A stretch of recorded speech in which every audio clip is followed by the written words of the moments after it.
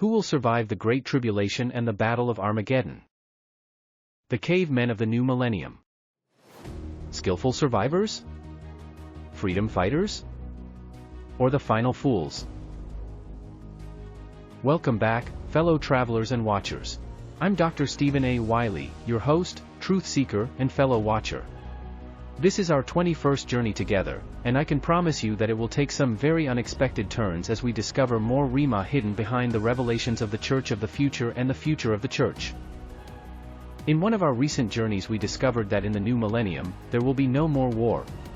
Their warrior swords will be beaten into plowshares. Nations will not fight against nations. They will no longer learn the art of war. However, this left us with even more questions, such as, how do the soldiers in the final battle think they can defeat the king?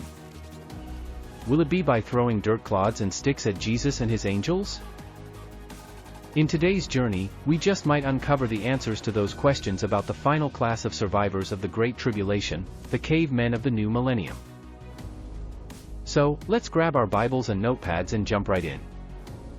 As we begin our journey today, I remind you of what we had discovered in our last journey about why the Lord needs to maintain an iron-fist administration, and see if today's journey helps to clear up any questions or doubts that we might still have. As I probe the hidden recesses of humanity's preparations for catastrophe, a haunting question lingers. Who will emerge as survivors from the Earth's depths when the world is reborn, and what will they carry in their hearts? Who will inherit the earth after the skies have burned and the ground split and the islands are no more? Beneath our feet, governments and organizations chisel sanctuaries, bunkers, vaults, caverns brimming with seeds, supplies, perhaps even secrets. Are these mere shelters from a nuclear storm, or do they foreshadow a darker role in the unfolding of prophecy?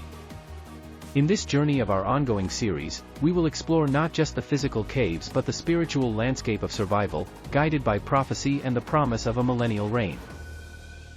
Who will emerge, and what will they find when they do?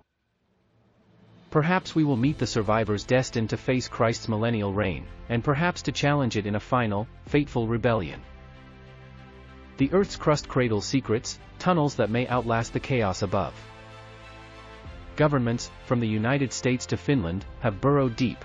The Waste Isolation Pilot Plant, WIP, in New Mexico, 660 meters underground, harbors radioactive relics. Finland's Onkalo, nearly finished, will seal nuclear waste for millennia. Sweden, Canada, France, at least 20 nations dig similar crypts, not for people or pets, but for poison. Could these be repurposed as arks? Cold War bunkers, like America's Greenbrier or Switzerland's shelters for millions, suggest governments plan for survival, though perhaps only for a select few. Russia's Metro, too, China's hidden lairs, Israel's desert forts, 50 nations may hold such refuges, many veiled in secrecy. NGOs, like the Svalbard Global Seed Vault, guard seeds 120 meters deep in Arctic rock, but human sanctuaries? Those are rare, if they exist at all. Why does this grip us? These caverns whisper of a future where survival is rationed. But Scripture paints a broader canvas of survivors, each group destined to witness Christ's return. First, the glorified saints, those raptured or resurrected, clothed in immortal bodies, reigning with Christ, 1 Corinthians 15 verses 52 to 53. Then, the mortal humans who will endure the Great Tribulation, spared to repopulate the earth, Matthew 24 verse 13. And finally, those who become Christians after the tribulation, finding faith during the millennial reign, 1,000 years of peace under Christ's rule, Revelation 20 verses 4 to 6. These are the heirs of the new world, but there's one more group, shrouded in mystery and desperation, the cavemen of prophecy. The Bible speaks chillingly of those who flee to caves in the last days. Revelation 6 verses 15 to 16 describes kings, captains, and the mighty, hiding in the dens and in the rocks of the mountains, pleading for the stones to fall on us, and hide us from the face of him that sitteth on the throne, and from the wrath of the Lamb. Isaiah 2 verse 19 echoes, "They shall go into the holes of the rocks, and into the caves of the earth, for fear of the Lord." These aren't cozy bunkers, they're refuges of terror, where people long for death but find it elusive, Revelation 9 verse 6. Let's dig deeper. Could a nuclear waste site mask a survival bunker? History teases us with the Pentagon's $10,000 hammer, phantom costs hiding secret projects. A facility like WIP, with billions of dollars in miscellaneous spending, could conceal chambers for elites, veiled as waste storage. Remote, guarded, radioactive, who'd question it? In nations like Russia or North Korea, oversight is thinner, the odds of covert designs higher, perhaps 30 to 40%. Even transparent projects, like Finland's, might hold surprises. Some say there is a 10 to 20% chance. Repurposing these sites for survival? It's feasible, maybe 50%, if air, water, and food could be stored in unused tunnels. Svalbard's icy vault, clean and cold, feels almost too ready. Seeds now, souls later? But imagine the cave men emerging after years underground, blinking into a world transformed. The glorified saints now rule with Christ, their radiance undeniable, Revelation 20 verse 4. Mortal humans are rebuilding, their faith unshaken. New Christians bow to a king whose presence fills the earth. Yet the cavemen, those who fled, perhaps denying God's call, step into a reality where Christ reigns supreme, and there is nothing they can do about it. Their attitudes might churn with shock, resentment, even awe. Picture a general, once bunkered with weapons, now powerless before a throne that needs no army. Or a tycoon, his wealth entombed, facing a kingdom where gold is pavement, Revelation 21 verse 21. Some might cling to defiance, hearts hardened like Pharaoh's. Others, humbled, could kneel, joining the late-born Christians in worship. What drives this divide? Fear carved their caves, but what shapes their souls? Scripture warns of hearts unyielding even in judgment, Revelation 16 verse 9. Yet the millennial reign offers mercy, will they seize it? If you stood among them, dust on your face, would bitterness blind you, or would you see the dawn? These questions pierce deeper than any bunker's walls. What fuels this turmoil? They hid with caches, food, weapons, maybe tanks, expecting to outlast chaos. But the millennium disarms their world. They shall beat their swords into plowshares, and their spears into pruning hooks.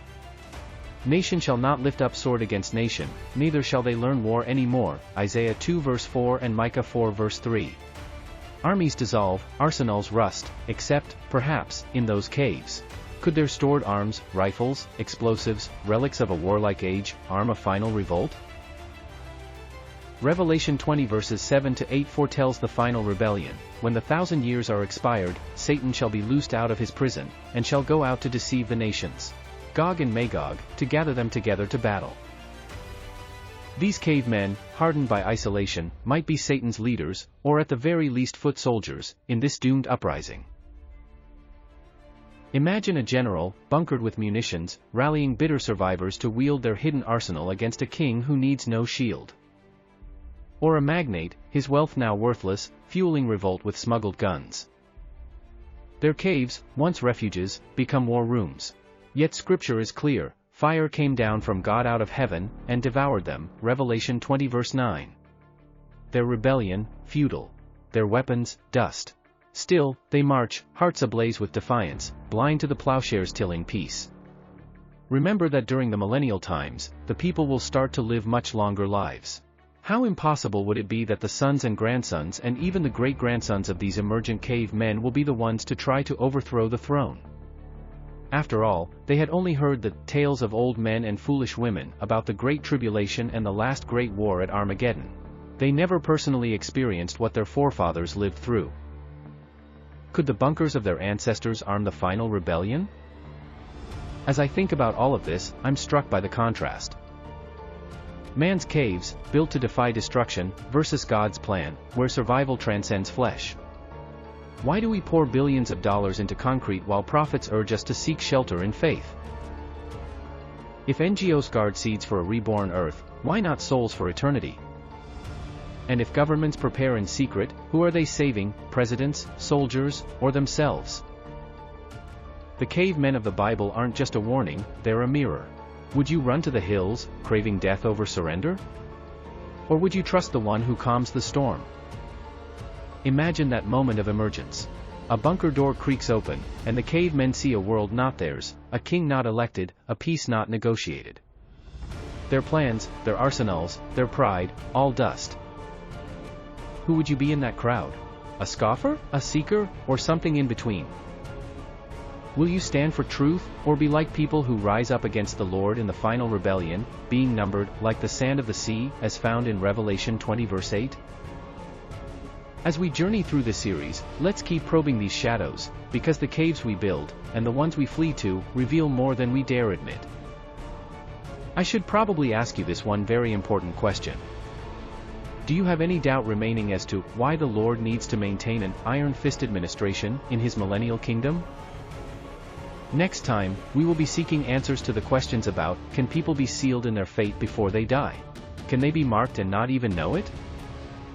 What does the Bible have to reveal to us about this? And can we, as Christians, be sealed before we die, fly, or fry? Coming up soon, the Great White Throne Judgment, whatever happened to hell, and the final rebellion.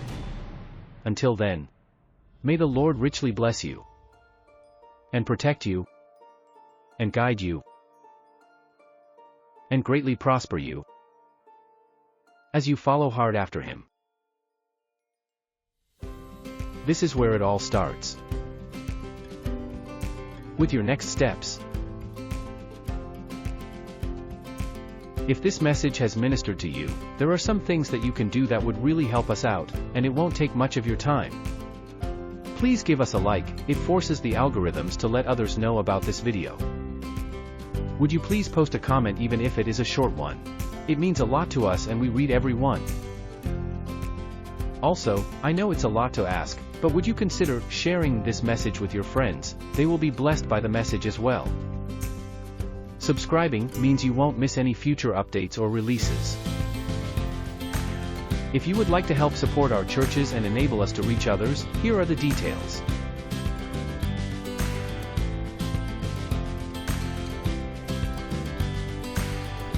Scanning a QR code is not difficult, but every phone is a bit different and you will just need to figure out your system's way of doing it.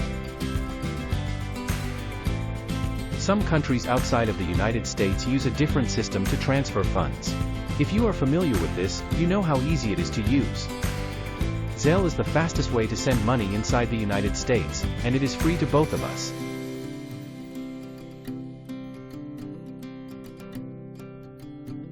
Thank you for your support. We'll be praying for you.